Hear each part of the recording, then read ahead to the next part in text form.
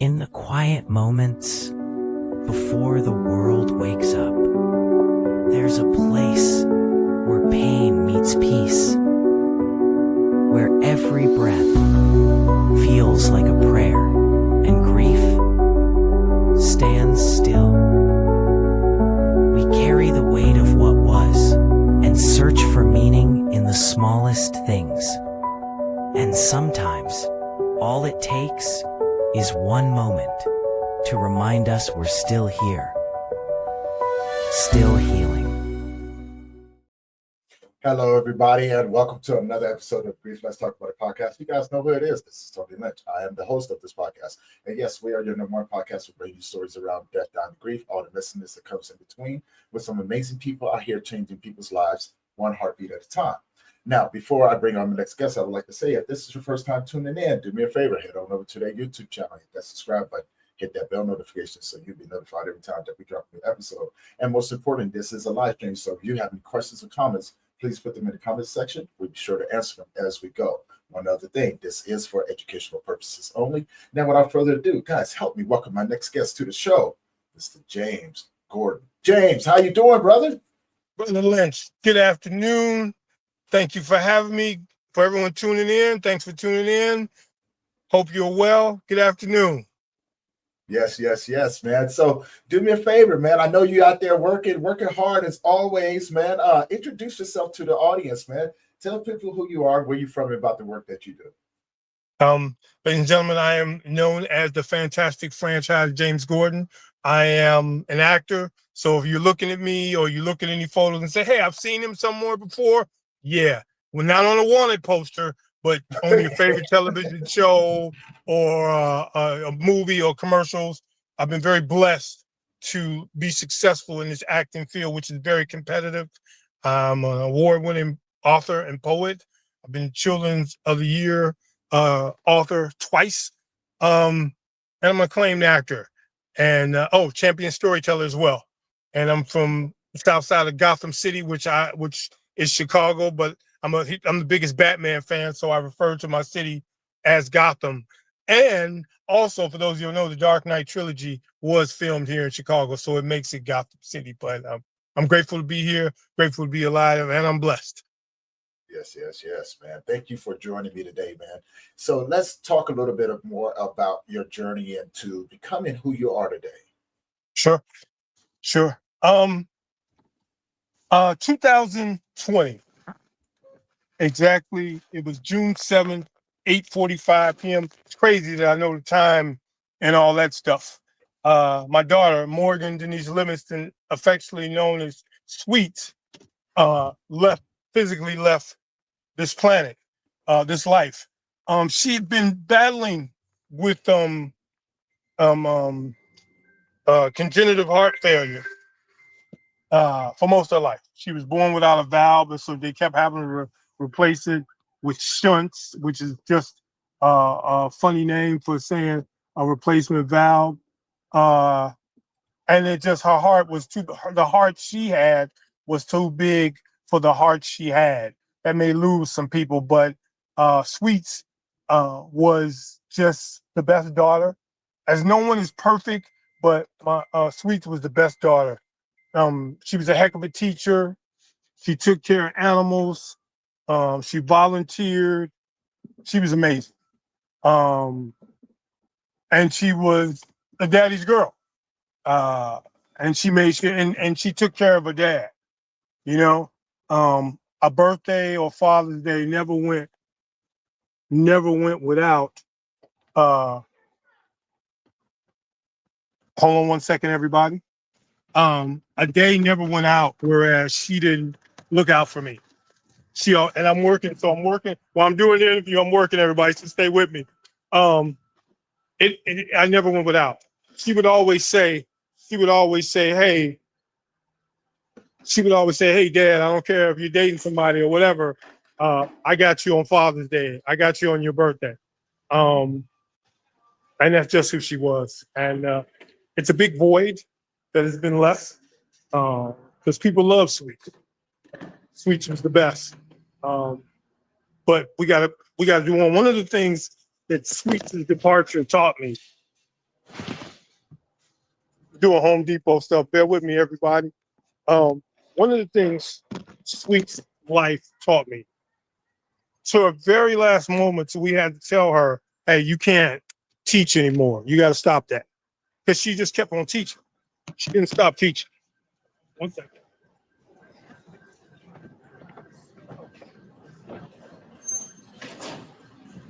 All right, is it fit? Okay. All right. So, I thought I could get out that way.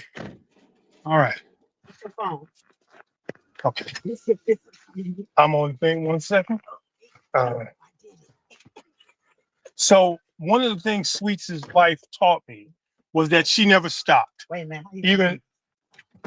Even with dealing with hard issues, she didn't stop. She kept teaching, she kept traveling. She did even more stuff. She did even more stuff with that. And I always thought, like, wow, you would tell her, hey, calm down. Like the season she played basketball. And you're like, hey, you can't run up and down the court. She's like, yeah, I can. I just won't do too much, Dad, which was not the truth. Not that she was lying to me, but it wasn't the truth because she did more than she was supposed to. And so in her departure, I figured out, a lot of people say to me all the time, man, I don't know how you do it. I don't know what I could do. A friend of mine told me his sister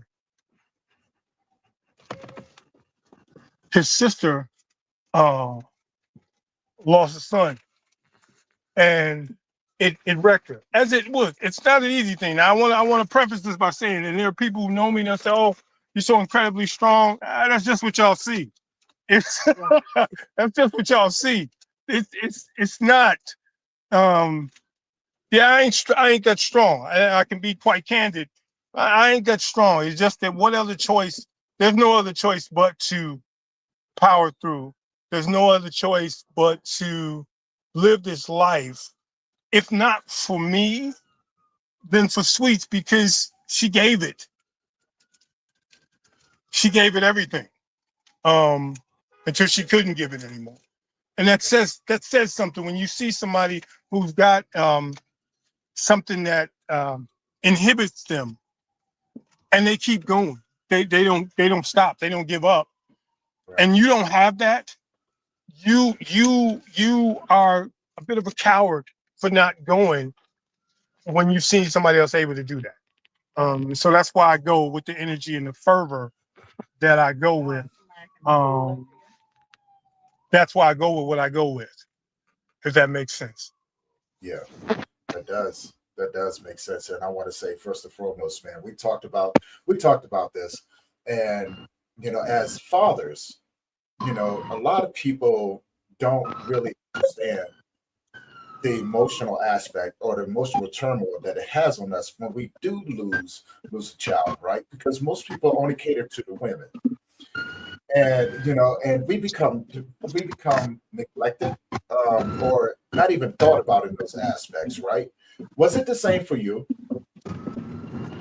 Say that last part again, Tony. I'm sorry, the siren was it no worries. Was it the same for you, like when your daughter transitioned, that people were more focused, like people really looked at you and not really thought about what you were going through?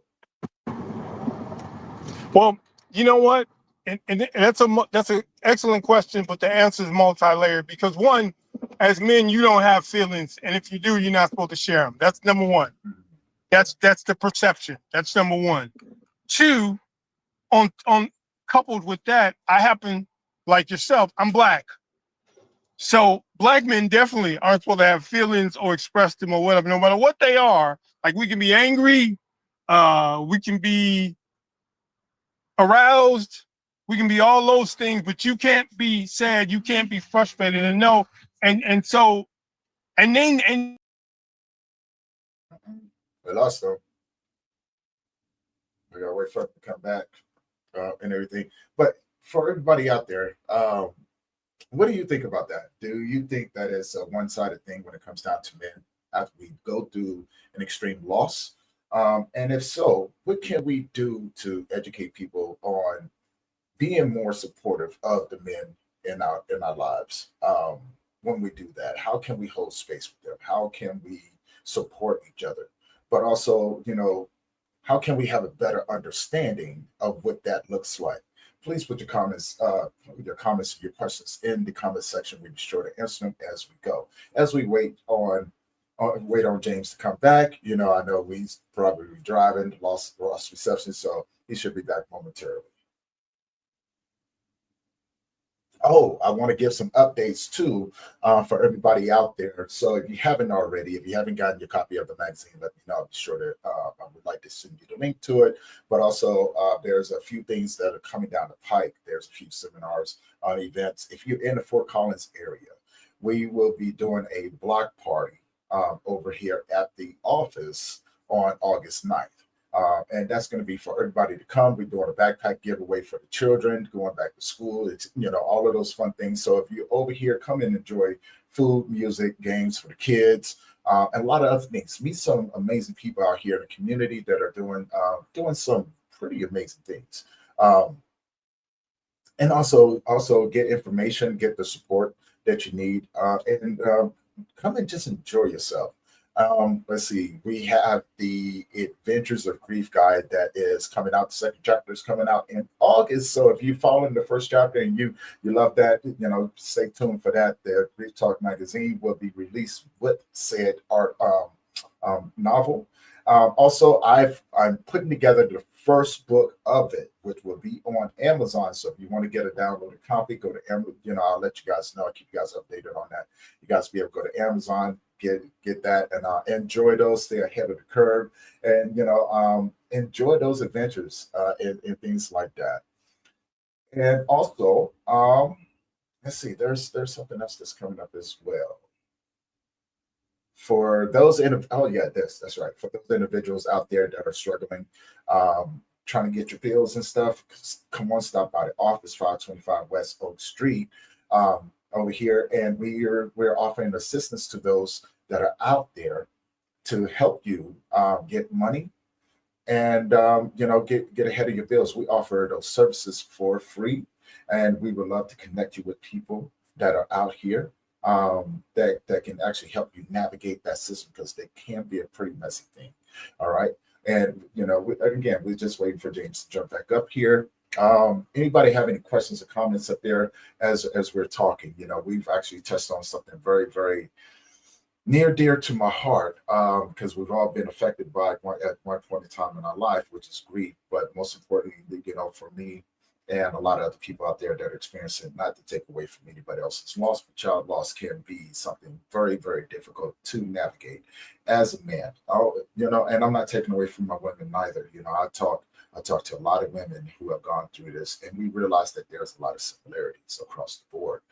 And, we're trying to come together so we can be able to hold that space for one another, but better understand what that language looks like, so we can better. Oh, and here's James. He is back. Mr. James. Here, Tony, I was sitting here I was on a thing. I don't know how much you got it at, but I was breaking. I went into your question and I was talking about how I don't know how far you got, but I hope I answered the question. Well, we didn't get too far. It was okay. When I asked the question, it kind of dropped out, and I started talking to people. I was like trying to keep everybody updated on what was going on. So yeah, my apologies. Go ahead. No, my apologies to everyone. These things happen. I was sitting here. I was gone. But let me give you the synopsis. Let me give you the synopsis of what I said, and I'll answer it directly, because I went on a thing. Because we're men, and specifically Black men, we are not allowed to feel those feelings of vulnerability, sorrow, things of that nature. So, and then you couple that with, I have a big personality. Most people know me or know of me. They know I have a big personality. You might even describe me as arrogant, cocky. That's fine. I'll own it. I'll take that indictment, sure. Right. But because of those things, they figure, hey, you're going to be all right. They figure time will pass, you're going to be all right. And on the surface, yeah, we got to be all right because we got stuff we got to do. I got somebody I'm living for who isn't here, but underneath it all, I ain't all right because I don't understand. Right. Because I don't understand, because that doesn't make sense that a child leaves this life before a parent. There's nothing that you can say, and this goes beyond me. It's happened before me when people had to send their children off the wars and fight or whatever. And then I live in an urban landscape where youngsters are involved in gangs or whatever, and or just shot mistakenly because of that. So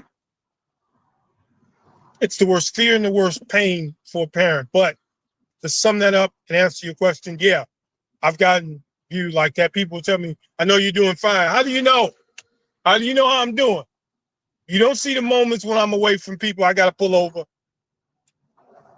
Then I get that crowd, but ain't nobody gonna see it because they can't. They can't comprehend that, nor would I allow them to get that judgment on me for that.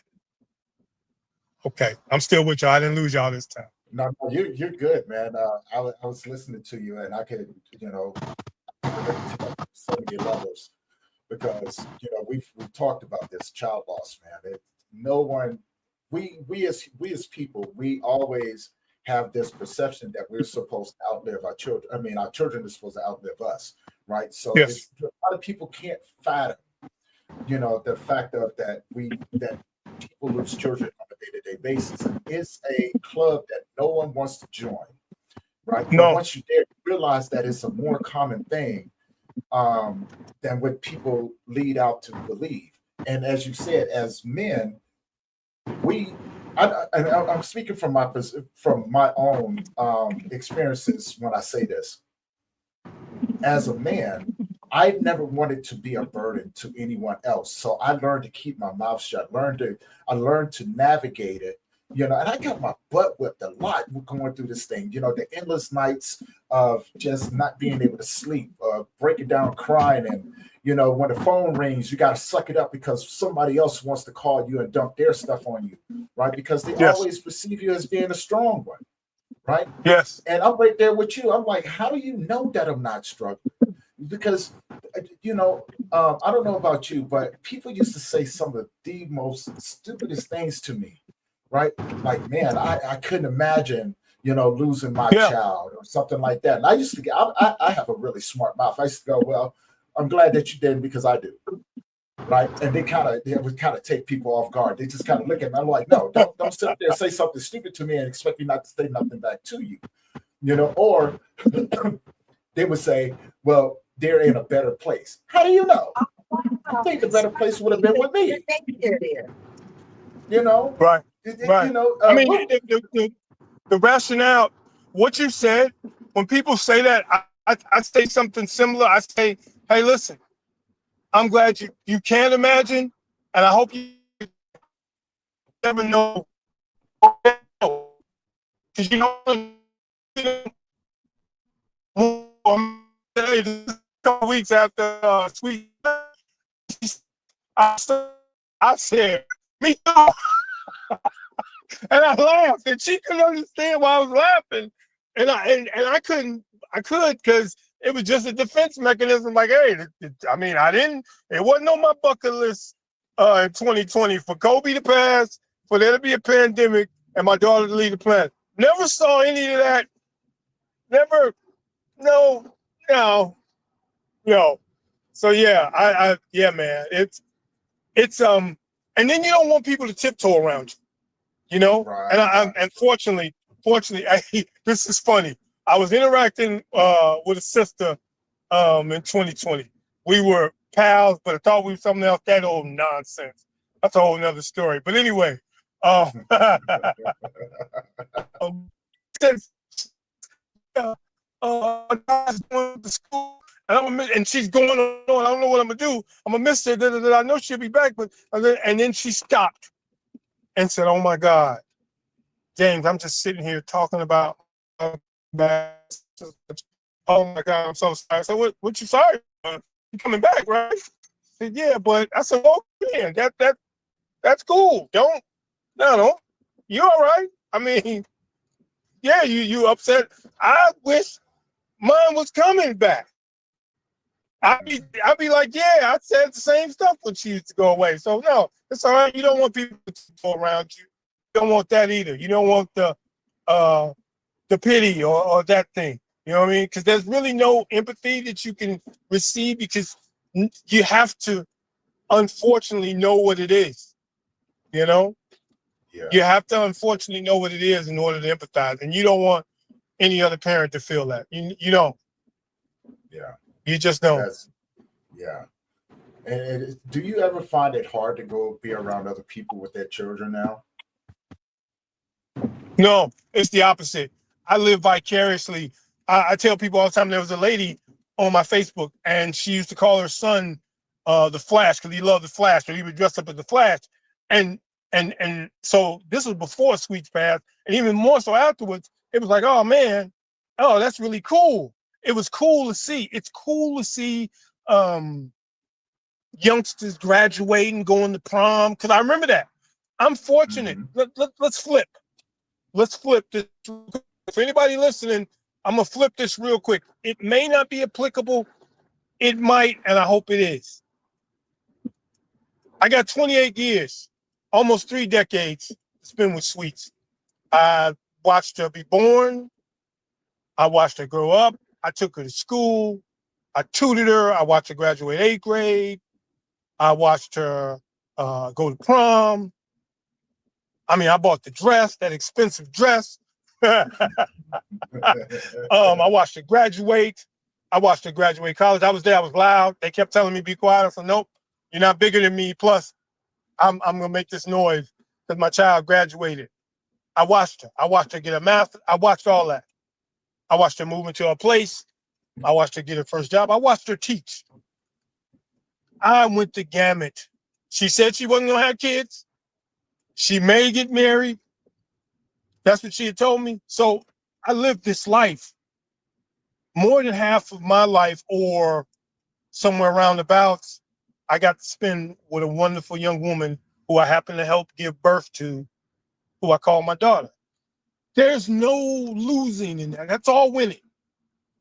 And that's how I reconcile. You, if you're listening, and like I told the brother, you have to sometimes lie to yourself. Forget the truth. People got this thing, and it's just not dealing with grief. This is just life. People are like, well, I got to be realistic. No, you don't. Realistic is if the expressway is going north, you don't get on that lane and try to drive south in. That's reality. You don't do that because somebody's going to get hurt. Reality isn't, hey, I got to do what I got to do to make it through the day. As long as you aren't harming yourself or others, there are days when I don't know my child is no longer here. I talk about her like she's still here, like she's still a teacher, like we still talk. I do that sometimes just to get through a moment. And some of y'all may have to do these things. Some of you may have to do these things. You figure out a way. At first, for me, I went the other way, the nonsense way. For me, nonsense. I was drinking. Oh my goodness. Me and Jameson were like best friends. We were best friends until I realized it took me a few months after and I stopped. And I've been 4 years sober. I didn't have to go any meetings. The doctor didn't tell me. I just said, no, this is not the way I want to give a tribute to my daughter. I'm not going to do it this way. We're going to be the best me I can be. I'm in the gym. I read comic books. I make sure I stay close to my family. Whatever you need to do to get through, you do that. As long as you're not harming yourself, you're not harming others, you do that. Because there's no blueprint for this. There's no blueprint. Because no one expected you. They didn't tell those people who sent sons and daughters off to war when they didn't come back. They brought the flag back, and no diss. They brought the flag back. There was no course. There was no group for them to say, hey, you know what? Come here and show how to deal with it. They had to deal. And we have to deal. And so we deal. We deal. You know, I can definitely understand that. And as you were saying that, man, my heart started crying because I could relate to it on so many different levels. And I honestly see now the blessing that was given to me through such a heartbreak, right? And I don't think we ever truly understand the depth of that heartbreak because it changes. Like you said, there's no blueprint for it, right? But I operate, as you said before, I operate as if my child is still here. The things that I do in the work is reflected in, right? There's things that I do that people may not really understand, but once they start to see the things, they're like, oh, whoa, is it? I was like, yeah, this is part of it, right? And the way I maneuver through life, I still maneuver through life as I'm still with him, right? I'm still curious about the way the life functions, the things that the people that I connect with, right? It's such a beautiful thing. So now, do you I'm do you sorry. feel the same way? Okay, you Huh? dropped out real quick. My bad. Okay. Do you No, feel that? you dropped. Make sure I didn't lose you. What was that again? No, you were dropped, and I was making sure I didn't lose you. You were I'm Oh, with you. no, no worries, no worries. It's kind of going in and out. I know you're driving and everything, so try to dealing with the elements and stuff like that. Do you ever feel that your work still reflects the relationship that you have with your daughter? Is there, does it give you purpose and excitement when you're doing out there doing your thing? Oh, heck yeah. Oh, Tony, listen, I got a phrase, and people know me know the phrase is 2 words: for sweets. That's it, Mm, for sweets. In 2020, right after, and I said, and so I was sitting there, and like I told you, I'm a man of faith.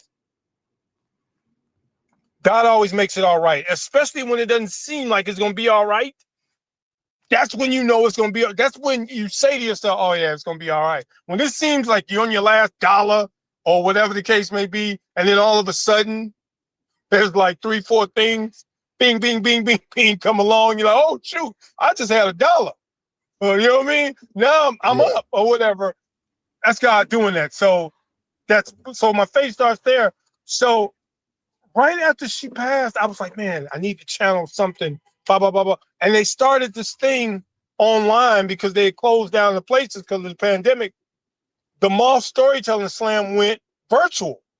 So you went to virtual story slams. And I'd already been a good storyteller. But I went and I just started winning. I showed up in these places on virtual and I just started winning. Some of the stories were about sweets, some of them weren't, but I just was winning. And then I just got momentum until it came to where there's this thing called a Grand Slam. It was a Central Region Grand Slam, and I labeled the campaign for sweets, the championship for sweets, and I won. And I went in dominant fashion. I won. So yes, it definitely. Um, my daughter definitely impacts what I do, how I do it, the intense and immense fervor which I operate, um, the shame that comes sometimes when I don't execute like I think I should. mhm. Um, yeah, yeah, that was an easy one. Yeah, otherwise, if not, if I'm not doing this for her, I don't know what I'm doing. Yeah, open up the bag. Okay, I don't know what I'm doing if I'm not doing it for her. No, you know what, I feel the same way because it's a sense of purpose and stay aligned with it, right? And the blessings, all the amazing things that keep coming along with it. I'm always excited to see what's next, right? I'm always excited to go. What else can I do in this field? What else can I do to respect and honor those that are walking similar paths? Now, which leads me to my next question. Exactly. Did you find that when now that you're in this place, did you find that the people changed? Like you start meeting more people that have gone through similar things than you.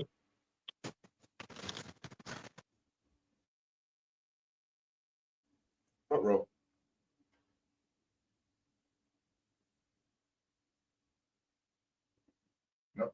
think he froze up on me. You got me?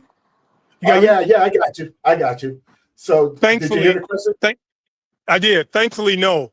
Thankfully, and there's like here and there you'll meet somebody, and this is gonna sound judgy, when it feels like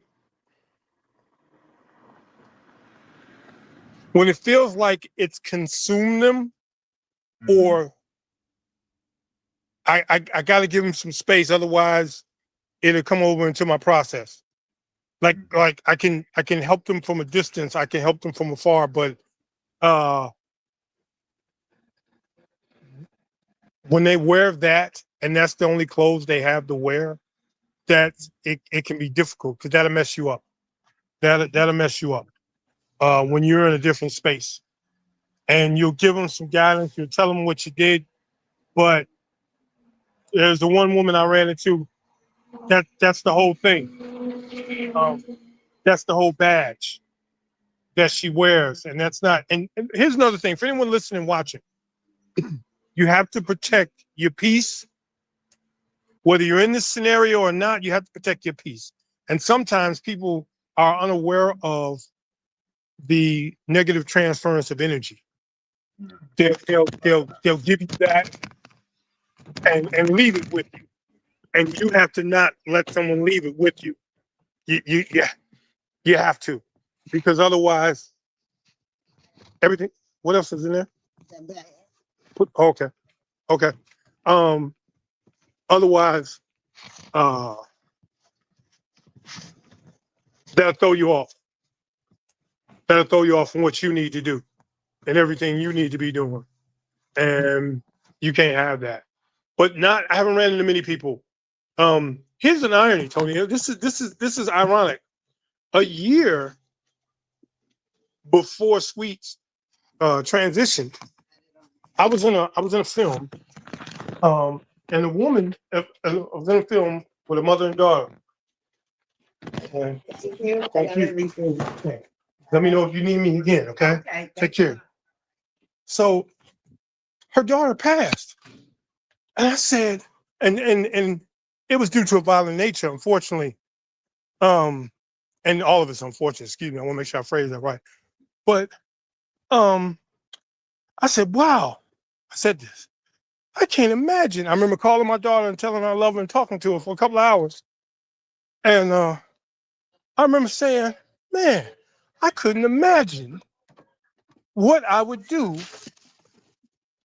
without my daughter. I couldn't imagine it. And then to have to figure out that I have to do without my daughter.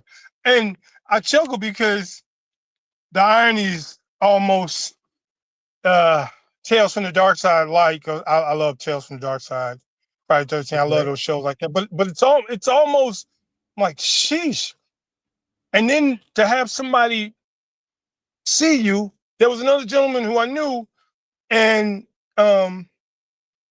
he came right maybe a year and a half, and his daughter passed. And I remember reaching out to him. And say, hey man, if you need to talk or whatever, I'm right here. If you need, I got ears. I got good ears. I know unfortunately, I know what you're going through, but I know what you're going through. So if you want to talk, let me know or whatever. Just because, it was just me and my family. When the thing got to like that with us, it was just me and my family. Because nobody, people sort of, you know what? I'm glad I'm saying this out loud. People treat you like a pariah. Yeah. Oh my God. Now that I'm sitting, Tony, now that I'm sitting here talking out loud with you. Like if your parent passes, that's expected. Okay, yeah, everybody can commiserate with that. A cousin, your friend, or something. But your child, and it's like, ooh, I don't know what to say. I remember a woman told me that. She says, I don't know what to say. I was like, I don't need you to say anything. Just, kind of, but she couldn't. Yeah. But she could. So, yeah. And I apologize if I'm going on a tangent, because a lot of these questions can spiral into other stuff. So I apologize if I'm being a little bit too loquacious or long-winded. No. Hey, man, this is your episode, so this is what these conversations is about, right? Because the people out there that are listening right now are actively grieving. Some are listening to this story and can relate to it on such a level, to where it makes sense to us, right? And people are always wondering, is someone else experiencing the same things? And so it's good for people to hear. It's good for us to have these conversations, to open up the doors, to normalize these conversations, but also to connect and relate to one another. So no, you don't owe no sort of explanation whatsoever, man. No sort of apology. I love having these conversations, the depthness of it, right? It just brings something else to the table for someone else out there to take in and be able to use in a way to help them navigate this as well, right? Because like we Right. both know, there's no blueprint for this, man. There's no damn None. blueprint for this. None. So everything that we discuss is part of everything that we build for people to have a community. Yeah. Right. And that's what it's all about. So I want to talk about I want to switch it up a little bit. I want to talk about your career as being an actor. How did you get into this, man? The funny story. It's always, and I'll tell you the truth, something is always a funny story with me. It just is. My life is set, and I guess because not I guess, but because I'm a storyteller. Everything I look at viewpoints from a narrative. So I've been a performing poet, and a guy who was performing poetry, David Damashlian, he was doing a movie on how he kicked his heroin addict, how he kicked that. And he says, hey, man, you want to be in a movie? I'm like, bro, I'm a teacher. I was still teaching it. I said, I'm a teacher. I'm not an actor. He says, nah, bro. You have to play an angry boyfriend. I'm like, oh, yeah, I can do that. I've been him. I've been that guy. So he said, yeah, you just got to improv the scene. Now, I know absolutely nothing about acting except that, in my opinion, Denzel's the GOAT. Viola's right behind her. Angela Best is dope, so on and so forth. Dark Knight is the greatest superhero movie ever. I know that's as much as I know about acting. This is 2013, 14, some stuff like that. So I go and I improv the scene and with the young woman, and I'm like, okay, cool, I did it, yay. There wasn't no pay for it, and then we just did it. I said, oh, this was fun, cool. So we go to the premiere. My daughter's with me. Ironic. My daughter's with me. She's excited. And so I see Dave, and I said, hey, man, what's up? He said, hey, James, what's good? I said, man, I want to see the movie. I said, listen, I understand if I'm on the cutting room floor. He says, what? I said, bro, I understand if I get put on the cutting room floor. He says, bro, your scene is one of the best scenes in the movie. I'm like, man, get out of here. He says, no, for real. What? So we watched the movie, and as soon as my daughter heard my voice, before she even saw me, she heard my voice. She said, that's my daddy. That's my daddy in the movie. That's him. The producers of the movie and everybody that's sitting in the row in front of us, they're like, yeah, congratulations. Yeah, your dad is awesome, blah, blah, blah, blah, blah. She said, see, Dad, I told you, you can do anything. She said, Daddy, you're the franchise. And people always ask me why I got the name the franchise.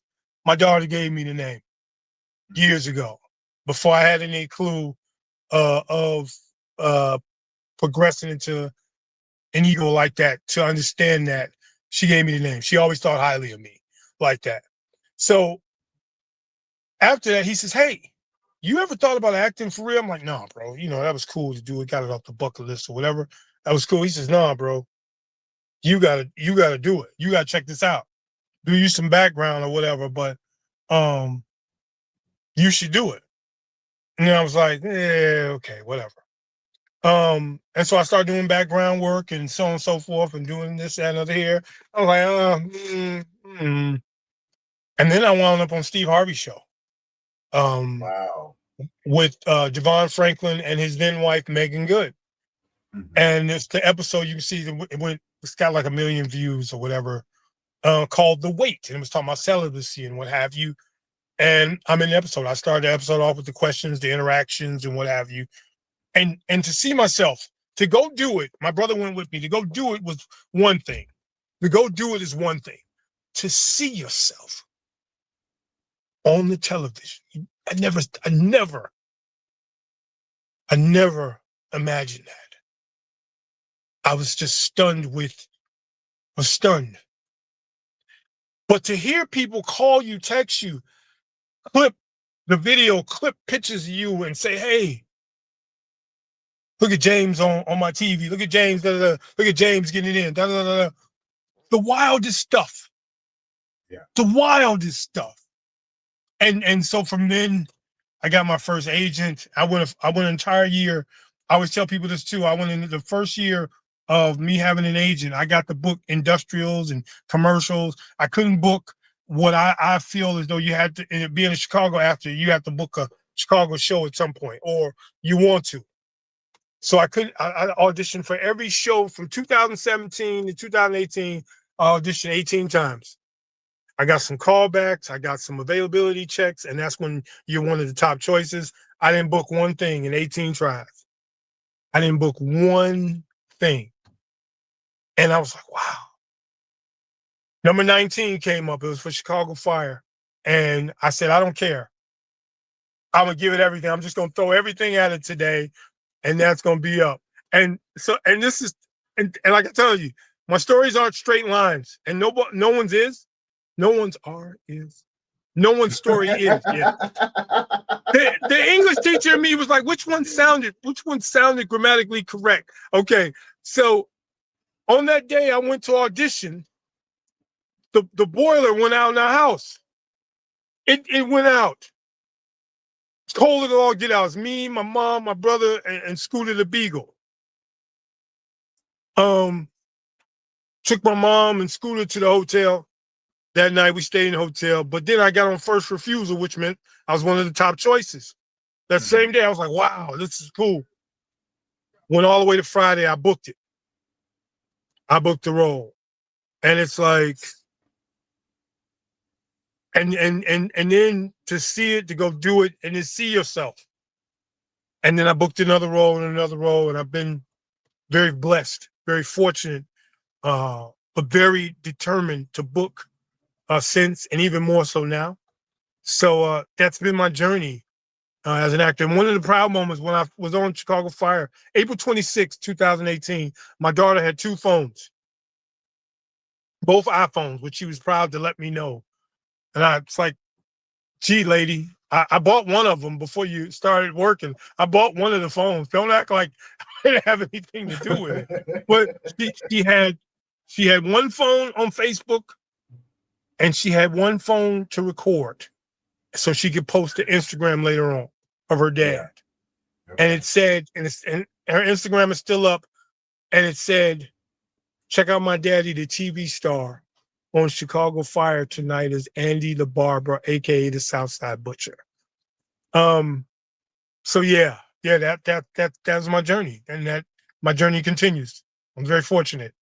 For dude from the South Side of Chicago, for dark-skinned dude with this big nose and these wide lips, from the South Side of Chicago, with no training to formally, here I am. I'm on your TV. I'm on your movie screens. I'm coming to Netflix in September, I believe, on the series called Monster. I'm here, and I'm fortunate, and my life is for sweets. So, yeah. Thank you, Tony. Let me tell you. Thank you. First of all, let me shout somebody out. Vicky No, who is an amazing person. We've been friends for years. She's an amazing individual. Love her so much. She linked us. Yeah. She linked us. And she's always done stuff like that. Oh, this is funny. Before I thank you formally, this is funny. When we first met Vicky, and then she got to know me, she says, when I first met James, I thought he was the most arrogant man. She said, she said, and then she says, I understand why, but he is. but but shout out to Vicky. Shout out to Vicky. No, amazing person. Tony, thank you Yes. for this. Thank you for the opportunity to share. Praying that something of what I said, what I've traveled through in this journey will aid someone else. I hope that no one else would need this info. I pray that no one else would need this info or something to garner from this experience. I pray, but the way this life thing works, excuse me, I know there's a likelihood. I just pray it was otherwise, but I won't sit here and lie to y'all and say like, oh, it gets better. Just work it through. But Tony, thank you for this opportunity. You are godsend. This work that you're doing, this opportunity to come and speak and talk about this specifically, it's just dope. That's the only word I can come up with is just dope. And you are greatly appreciated, my friend. Man, I thank you first and foremost. See, I'm trying to get better about saying thank you because I try not to take credit for it, right? Because like yourself, I am truly blessed to have a platform. I'm truly blessed that people come on and share their stories with us and share their work with us, their amazing journeys through some of the most darkest moments in their lives, right? But the purpose that comes along with that is important to be able to translate to the audience because it gives people hope. And and Vicky. So funny story about Vicky too, right? So I met Vicky a few years ago, back in 2022, and she was one of the first. She was one of the first presenters that I had at a conference that I started back in 2022, right? Wow. Which is called the Global Grief Conference. And Vicky, I have her books over here on my shelf, right? You know what I'm saying? And she and I have been colleagues. She's amazing, and we've been rocking ever since then. And so when she tells me, she goes, Tony, I need you to meet James, and yeah, she goes, I need you to meet James. And she introduced me to a few other people too. And she goes, I think y'all two is going to hit it off. And so I get to meet James and I'm just going, wow, this is, truly an honor and a privilege to be able to do these things, right? So you said you have a Netflix Netflix series coming out in September. I'm going to be keeping an eye out on that as well. And so let's talk about being an author. How did you get into writing? I've always been a writer. I've always been a writer. I used to write what I thought was poetry coming up because I read Cyrano de Bergerac because I love to read. Now my and just as we were sitting on the phone, I booked a role. I was like, wait, and here's the funny thing about this role I just booked. It's the name of the thing is called fatherhood. It's the wildest stuff how the Lord works and how many fathers I've played. And I say, oh, I see you, Lord. You want me to continue to be fathering. Well, thank you. Thank you for that. Thank you. But I've always loved to read, especially comic books, because that's why I got my vocabulary from. I learned. I didn't know words. I would look them up. My dad had a thing where you had to look up the word and write it in a sentence, but you also had to look up the word above and below it and do the same thing. Yeah. So I had notepads of words. Yeah. He was like that. Shouts out to my dad up in heaven. He was like that. He was stringent like that. And I respect it. I appreciate it now. You know what I mean? You don't get it then. You're like, but I've always liked to read because you could lose yourself in a book. You could be in a book. It's 600-700 pages. You don't even need to move. You're like, hey, I don't need to turn on the TV or whatever. I'm in this book. So then I would write stuff, and I wrote poems, and I started to write better poems. The more I read, the more watched, the more I understand poetry. And most people don't get the fact that there's different forms of poetry. They don't understand that concept, but because there are. Yeah. They don't. A lot of people don't get that there's different forms of poetry, but there is. But anyway, uh, I'm always laughing and stuff because because you got the flip side of that too. Anybody who's watching, listening, you gotta laugh. Like Yeah.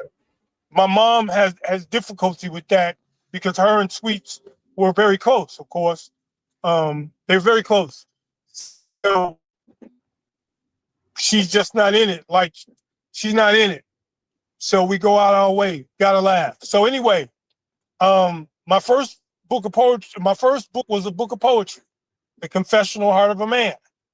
I wrote it in 30 days. I just took poems and stuff I was going through, and I just started writing poems about it. And there's no order to them. I didn't understand it. I just got it out. I just needed to get it out. And that was that. And that was that. And so then there have been 19 books after that, mostly poetry, some sensual poetry, a couple of children's books, one mystery and suspense novel, all self-published.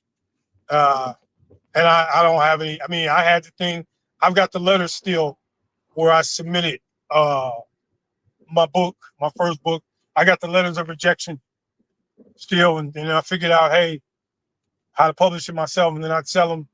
Had a website, I sold them through there. I'd perform and I sell books of poetry. I went to fairs. I did it all. My family was with me. Another thing about Sweets, not only Sweets, my family. Shouts out to my mom. Shouts out to my tag team partner, my best friend in the world, Gus, Scooter.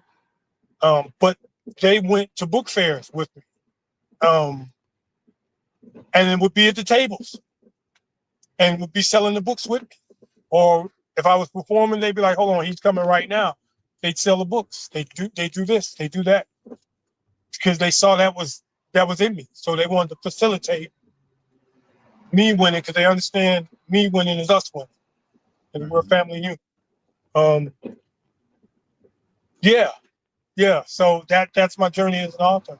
If one thing begat the other, all of it strung together. Everything that I've done as far as these creative vocations sprung from one thing or the other. The reason I've always been a poet. Poet begat being an author. Poet begat being a storyteller, because there's a poem I have called Bully, about me being bullied, but it reads like a story. So I told it at the Moth and won. So that started my storytelling journey. All that went into my acting. So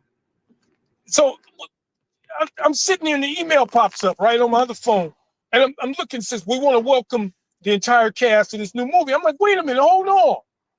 You didn't tell me I booked it. Hold on. We got this where the cocky comes in, ladies and gentlemen. So I kept myself because of the show and the subject matter, I kept the franchise part of me. I've been James most, and so like Vicky to see this, she's like, "Oh my God, James is kind of calm." I mean, like if we were on a different show and we were talking about something else, you'd get the whole bombastic, over the top, magnanimous persona. But I'm being somewhat demure. But no, being somewhat demure. Very mindful, very demure, very mindful. But yeah, I can't stop laughing. Now you got me laughing. We on the show talking about dealing with grief. Wait, we on the show talking about dealing with grief, and you and I are laughing. That's pretty cool. That's pretty cool. It is. Because you have to laugh. Life, and I gotta say this, and this may hit some people wrong, but I can only tell you because I'm living it. You are still alive. Your your child or whoever it is may no longer be in this life with you physically, but they're always with you. But you're alive. And you're alive for a reason. And one of those reasons is to honor the life of someone who's no longer here with you. Yeah. But you're alive. Could have woe is me, woe is me, woe is me, infinitum. Could have done all that. Could have done all that. Yeah. That wasn't gonna help me. Definitely wasn't gonna bring my child back, or and no, she's not coming back. But definitely wasn't gonna honor her. And what would I be doing? What would I be contributing then? So just remember that. There are days, there are no words that you want to hear. Trust me. Yeah. Trust me. When the day comes around, the date comes around, when she departed, the anniversary of that, I either try to be working or I try to be scarce. I try to be away from people because I know it could be, and I don't mean for it to be, it just is. On her birthday, I go to the movies. I get pizza because that's what we had together. Our favorite food together was pizza. I get pizza. And I go to the movies. On Father's Day, I figure it out. My family's been really dope about being with me.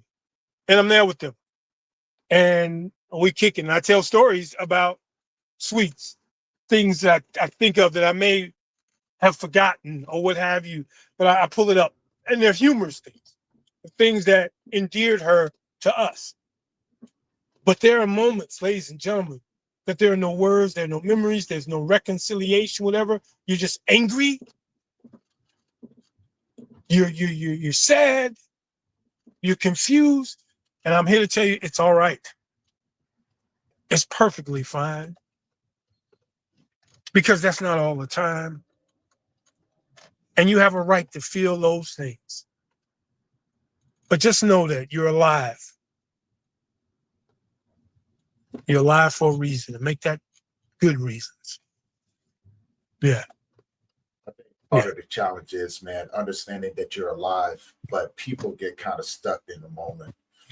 And it makes it very difficult for people to move forward, take that step forward, right? And this is why I love the work that I do, because I'm able to be a part of that journey and use my experience. And if people can take things away from what I do, from what they see, and get that courage, have that faith to take one more step, to breathe one more minute, right? And to see life in a different perspective, and maybe, just maybe, find a way to navigate it, but also understand that life offers so much more, right? That these experiences that we are having, they're temporary. They may just linger around for a little bit longer than what you want them to. But everything is a lesson if you can dig into it and you're looking for it, and it can turn out to be a blessing. I look at you, man, and I'm inspired. It just makes me want to do so much more, right? To reach so many more people, to share so many more conversations, just to help those individuals out there grieving. And like you said, I think it's the coolest thing. We're both on here talking about grief, and we're laughing, we're having a good time, and I think that's really important, like you said, to show people that you can still laugh, you can still smile, you can still love, right? If you want it. It's mandatory. If you want it. It's mandatory. It's mandatory. It's literally mandatory that you do those things, because there is a greater lesson here that's beyond our comprehension. There's a bigger plan that's going on, and as angry, confused, sad we could be, let me tell you, my daughter struggled that last couple of years. Her foot had swollen. She's back and forth to the doctor. She could barely walk down a block. It was always all through her life. It was procedures. It was surgeries. It was being in the hospital, it was being at home. It was all this mess. And I think about a couple of things. I think if she came out of the hospital, what kind of condition would she have been in? Would that have been full life? No. She had run her race. She had run the race that she was supposed to run. And she finished it. And she finished it.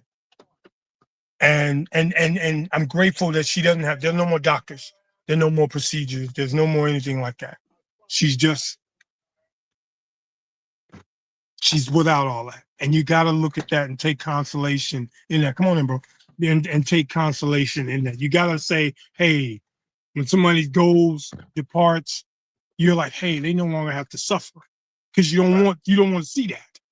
You don't want that. You out the two things, as much as you want someone who's left here, you don't want to see them suffering. You don't want to see them in anything. You don't want to see that. And so that's part of the reconciliation that I use to deal. And then you have to laugh, man. You really gotta laugh, because laughter is therapeutic. You know, it is. I can dig that. What's up, bro? You're muted. There you go. So yeah, man. I know that you're busy right now, and man, I want to say thank you for coming on the show today. As we begin to wrap this up, I only have a few more questions left for you, my friend. My brother. So one of my questions would be, how can people find you?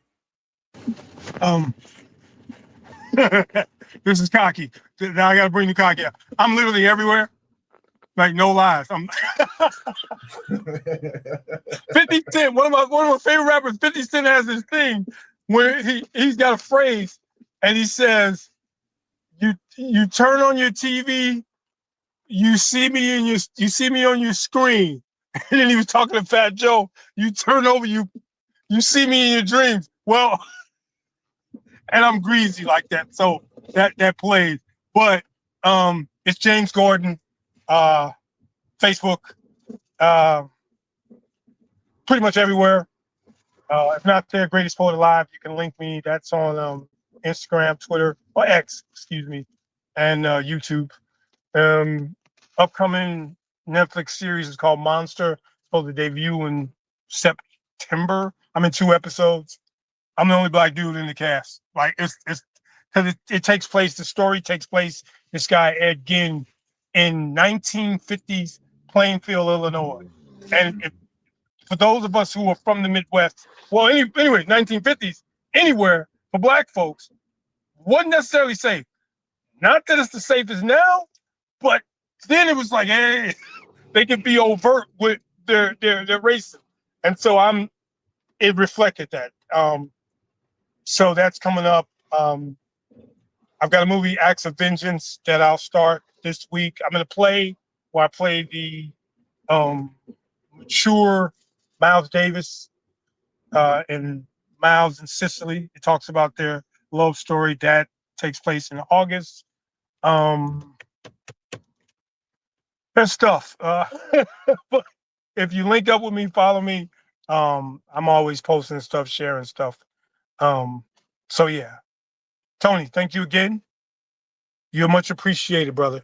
Greatly appreciate it. And you are as well, man. So my next question would be, if James had a superpower, what would it be? If I had a superpower? Yes. Okay, this is my own bias, so I'm gonna give you 2 answers. I'm gonna give you the first answer because it's just me. I'd be Batman, because Batman is the greatest superhero of all time. So I'd be Batman. All the gadgets, all the martial arts, boxing, being able to stay awake for days on end, all that, I would do that. That would be me, you know. But if you're talking about a quote unquote superpower, I have an inclination towards being the Flash. I can't lie. Maybe it's been my thing because I've been watching the old CW series, and some of the animated films. He's like my next favorite superheroes: Batman, Spider-Man, and then the Flash. So yeah. Okay. I love that. I love that. And one last question. If you could leave the audience with something, what would you leave them with?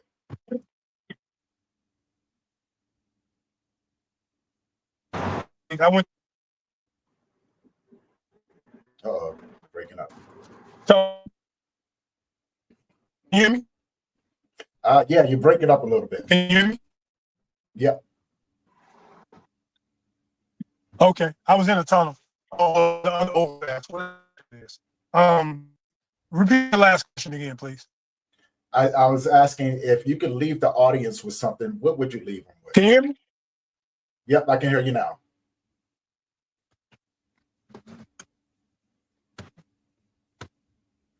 Forward and upward. The moment you think it's gotten its worst, that's when you know it's going to get better. You know, I'm not wishing that you experience the worst, but if you ever feel like something, that's when you should know it's going to get better. That's it. I just, I even working out. I do. Well, Yeah. Did you get that? You broke up a little bit. You got it? I can hear you now. I think Oh, when yeah, you're driving, your reception may be a little off. Okay. You are. I said, basically, I believe everything's gonna work out. I believe everything's gonna work out. When you think it feels like you're worse, that's when you should know it's gonna get better. Yeah. You didn't get that time either. No, I got that. I got that. And man, I want to say again, thank you for. What's that? You're welcome. I said, no, I said, you're welcome. Oh, man, you know what? I definitely appreciate you, brother. And as we begin to wrap up this episode of the Brief Let's Talk About It podcast, I want to tell everybody out there, thank you guys for tuning in. For those who have been supporting the channel, I want to say thank you guys for that. We're quickly growing and we're reaching a lot more people. So I want to say thank you for that as well. And if this is your first time tuning in, if you have not already, do me a favor, head on over to the YouTube channel, hit that subscribe button, hit that bell notification so you'll be notified every time that we drop a new episode. And most importantly, maybe you know someone who can benefit from the conversations that we have. Do me a favor, share this along with them so they can enjoy the conversations, find support for people who are out here changing people's lives one heartbeat at a time. And with that being said, guys, I'm Tony Lynch. We're going to close out this episode. Again, thank you for being a part of the show. Let me holler at you real quick. Let me holler at you. Yeah, I can't wait to do this again, man. I look forward to your Netflix series Monsters. Everybody go check him out. His information is in the YouTube channel, so go in there, check him out, follow him on all his social medias, and just enjoy his content and things like that. For everybody else, guys, we do this every day. So, and thank you, we just reached 1,000 episodes on the podcast. So, guys, thank you for making that possible. And we look forward to bringing more and more to you guys, because we don't stop. We don't, and keep an eye out because on Amazon, I will be releasing the full book. Right, man. Of the Grief. Love you, man. What's the word? All okay. Go ahead. Your business. We got 4 books coming out on that as well. The animated series will be out in November, so guys, keep your eyes on that as well. Grief Talk Magazine is still growing. We're out there doing some amazing things, bring content to you guys for everybody out there grieving. We're doing congratulations. So support. Thank you so much, man. Thank you so much. And with that being said, guys, we're going to see you guys in the next one. I love you. Thank you for your support. And as I always say, if you're not doing it already, make sure that you're out there creating memories with the people that you love, because tomorrow is never promised. All right. And as Mr. James Gordon said, make it a point to laugh. All right. Because it's mandatory. Yes, indeed. All right. We're going to see you guys in the next one. You guys have an amazing, blessed day. Take care, bro. All right.